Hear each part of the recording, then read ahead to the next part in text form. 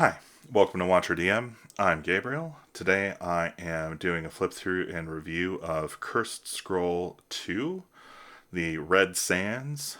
It contains desert sorcerers, bandits, lost treasures, ruins, pit fights, and perilous adventures. It's a zine from Arcane Library. On the back, of course, you get in a dead bandit's hand you find D20 table. So it's got some great desert themed treasures on the back, or maybe they're not treasures.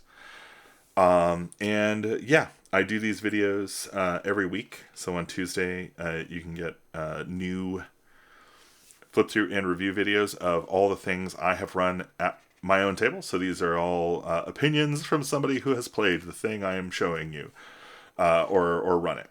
In most cases, run it. So if you like that type of thing, I hope you will like this video. I hope you will subscribe, and I hope you'll hit the bell icon if you want to be notified. If you want to get early access to these videos, you can go to patreon.com/watcherdm, and for the cost of a cup of coffee, you can get early access to all my videos and help me to make more of them, because that's what I'm doing these days. Alright, so just like the last one, the gloaming, this one has kind of a horizontal layout for the opening, and it's got a hex crawl. Again, it's a 10 by 17 hex crawl, and it has all the same characteristics as the last one. So you get mostly numbers with a couple of titles like labels over different sections. But you're going to have that same problem where you're going to kind of want to print this map out or have it separately so that you can kind of refer to the key and the map at the same time, because they're nowhere near each other in the book. The area is called the Djurum, and it is a vast shimmering desert where red mountains stand silent watch over wind-blown valleys and undulating sand dunes. Yeah, it's Fantasy Arabia, or fantasy, dune, desert, Egypt, Africa. It could be anywhere, that kind of has an Arabian flair. Yeah, this is what it is. The rumors here are pretty cool and actually talk a lot. So, like, a fortress full of gold lies deep inside the Howling Caves. The Howling Caves are in 706 up here. So I actually used this to generate a couple of adventures that are... So one of the things about this specific zine is that the adventure in the back is not designed for low-level characters. It's actually... I think it's like a level 4 through 6. So it's like pretty high level in Shadowdark terms. And so I wanted to run this for my friends, but I wanted them to be able to start at 1. So I ended up making 2 adventures for this setting, using the rumors from here. And those are available to patrons on my Patreon. This is the only place you can get them. So if you want to check those out, you should go over there. But yeah, these rumors are great. They definitely juiced me up to make all kinds of stuff. I would honestly love to make more for this setting. I think it's a really, really fun setting. Same thing as in the last one. You've got the encounter zones and then encounters. So it's a 2d8 to get your random encounters while you're hex crawling. You get your Cursed Scroll legal stuff there. Well-organized table of contents. Standard introduction. This is just going to tell you a little bit about the setting and some of the interesting characteristics of it. The ras-godai feature pretty heavily in this place, and so there's kind of a Arabian Assassins kind of thing going on here. Get some great art. And then you get your character options, as always. The Desert Rider class is a little bit weird. It kind of requires a mount, and so you end up doing kind of mounted combat stuff. I think before those rules were really fully baked, but it still works. I had a player play a Desert Rider, and it was great. We had a great time with it. So the class works. It's definitely, all these classes are pretty balanced to the style of gameplay that they're trying to do, so it worked pretty well. The Pit Fighter class, I also had one of these in my party. They were great. Yeah, this is a lot of fun. What a wild character, just relentless. So they would come back from 0 hit points anytime they could make a Constitution check, of 18 3 times a day, which is amazing. And yeah, they just had a great time playing it. It's a cool vibey character. And then I think this is the last class in here, the ras-godai. I had another player, Austin, played a ras-godai, and he played a lawful ras-godai, which was awesome because he ended up kind of coming up with his own concept of what the path of mirrors was. So like the lawful ras-godai have these. I think that actually goes into it. But like, yeah, so there's talents here from the Black Lotus. This is basically what you do is you take this poison petal when you level up, and it gives you, if you survive it, it gives you sorceress effects, and these are the effects. So this, instead of a normal, like, you get normal talents, but on a certain effect, like on certain talent rolls, or if you take the Black Lotus, you can get these extra effects. And then, yeah, you get your titles.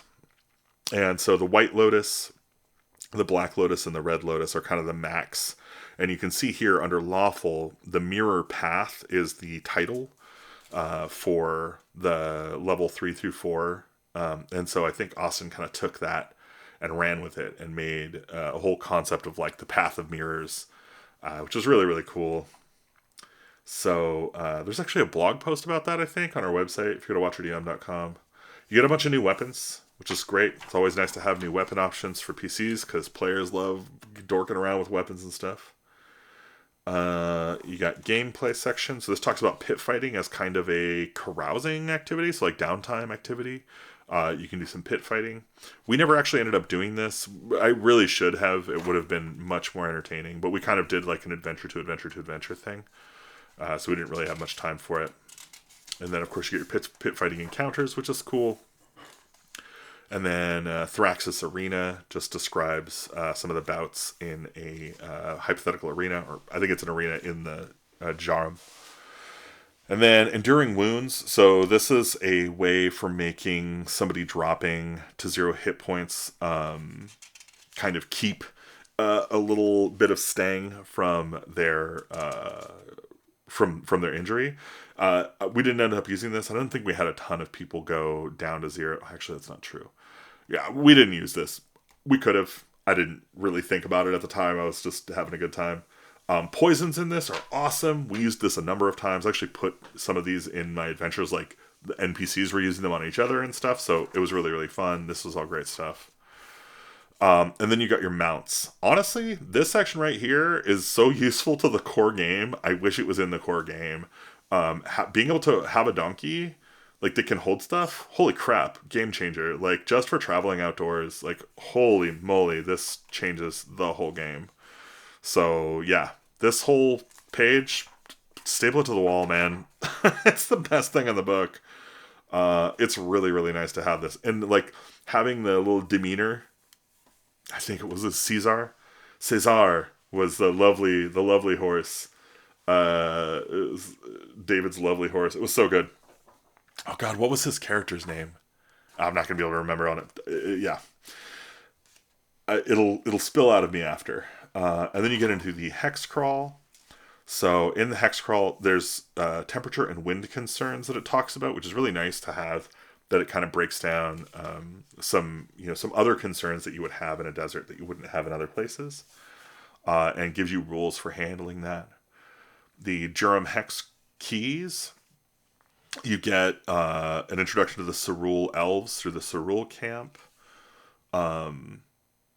Yeah, there's some fortress ruins. I don't think my party ever got to any of these places. They did not go there.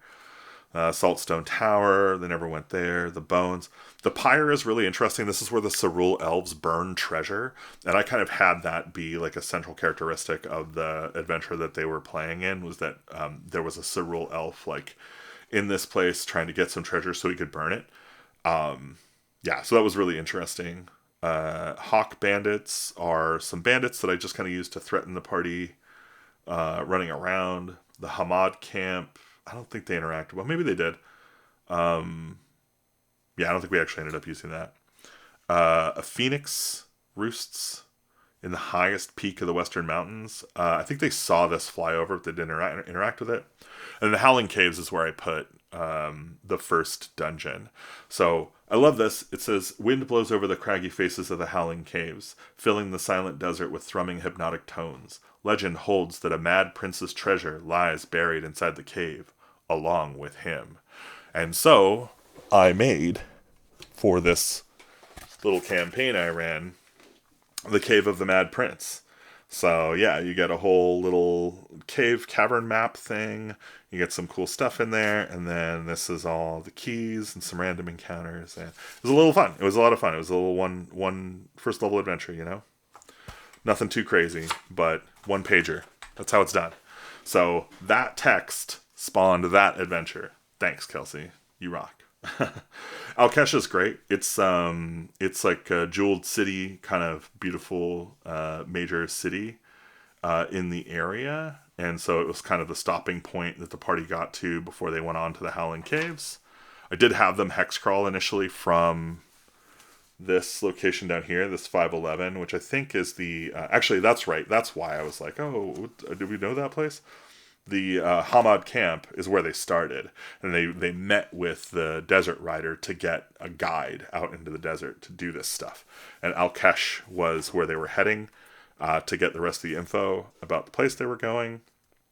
The Canyon Maze is so this was, they broke through from the Howling Caves into the Echoes, and from the Canyon Maze. I'm just going to pull this off the wall here. In the Canyon Maze, I made the prison of Gori Manu, because Gori Manu, his long-dead sorcerer, cursed him with dim intelligence. So I made a whole adventure about Gori Manu and his maze, which was awesome. Thanks, Kelsey. Like, you made that super easy. The Ring of Glass Men was fun, because I made this kind of part of the adventure, too. Like, these guys, there's a whole thing about it. Magani Oasis, and then the ras-godai. And under the ras-godai, I put the Paradise Prison of the Path of Mirrors. And that is another adventure that I have not finished making yet into a fancy little one-pager, but it is in here, so I can show you. Yeah, you can actually see these are the original kind of sketches of Cave of the Mad Prince, Prison of Gori Manu, and then this is the Paradise Prison of the Path of Mirrors. So, yeah. All that stuff just came out of just these couple of little paragraphs of stuff, and of course a blog post that Austin wrote, which was dope. The Wadham Thieves were out there. I think they interacted with the Manticore a little bit when they were hexing through the Echoes. But yeah, I think that was pretty much what they engaged with. Yeah, the rest of this stuff was a little out of bounds for them. But they did plan on going. I think we're actually going to run this again and continue on with some more hex crawling at some point. Then we get into the monsters. The monsters here are what you would expect. They're kind of what you're looking for. Silver Camel, Donkey, Warhorse. These are all super useful to have just in general. The Canyon Ape is awesome. I'm going to use that stat block for a lot of stuff. I definitely threw a lot of those at my party. You get some gladiator types or like pit fighter types, like a level 5 hero, right? That's just an interesting stat block to have. It's very useful. The Scrag are interesting. The Cerule are interesting. And then the Scourge is a dragon that kind of rocks the desert. He is nasty. And then this is the 4 to 6th level adventure, which we never got to. And I fully intend to. I think this is actually what I'm going to run next time for them. But it is the Fortress of the Burning Brothers. So it's pretty similar in some ways to the adventure from the Gloaming, where the party is engaged with the different factions. In this case, there's only 2 factions. There's Malik the Cunning and Gaspar the Fierce, and they're 2 brothers. One of them runs the Iron Fortress above ground, and the other runs the mines below ground. They hate each other, they want to kill each other, and they will use the party to do it, and they don't really care if the party gets killed. So that's how that works. You got some rumors here. I got lost in the Howling Caves, wandered down there for days. At one point, I came to a huge castle of black iron sitting on a river of fire. Everyone says I'm crazy, but I saw it, I swear. So, like, theoretically, this is also in the Howling Caves. In fact, maybe that's why I screwed up. I wonder if the Howling Caves is supposed to land here. That kind of works, actually, because I had kind of a way to get there anyway. So, the Iron Fortress, you get some features, you get some encounters, salamander guards, and then it starts going into the areas. Here's your random encounters.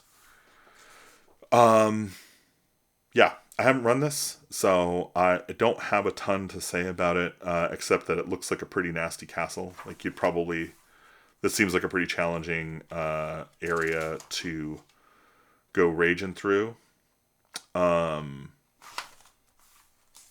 Get your desecrated temple here. Some ruby eyes to power it. The broken iron golem. There's a vault here with some treasure, it looks like. Extra planar portal. So with some efreet guards, some towers, and then a hidden mine entrance. And then you get into the mines. So this is rooms 20 through 35. And again, we start at the beginning with features, encounters, Dwargar slaves. You get your random encounters table, and then it starts in on the Forge Hall. Which, looking at this down here, I think the Forge Hall is like down here, right? So 20, there's 21, there's 22. So got Malik's quarters, secret summoning lair, some mining tunnels, defaced statues, the Naga cave, Valaxis Morgotha, the Naga, sneering, droll, flashing eyes and tongue, a servant of Pasha Jafar, Gaspar, and Malik's father. Neutral observer to make sure the brothers kill each other fairly. Finds PCs amusing. Asks whether they think Malik or Gaspar is superior. Happily shares routine information about either. Savagely devours the Dwargar and salamanders while talking. Amazing. Iron Trees, the Dwargar camp. Your Hullhound kennels. An empty cell, a silent gallery, a mine junction, and yeah, mining tunnels, in a little hidden cave. So not too much like it's a long dungeon. It's 35 rooms. It's more than the Muggle Blood one. It's a little kind of weird that there's like kind of this big section here in the middle. It's like all just room 4, but that tracks. That's fine. Rooms can be big.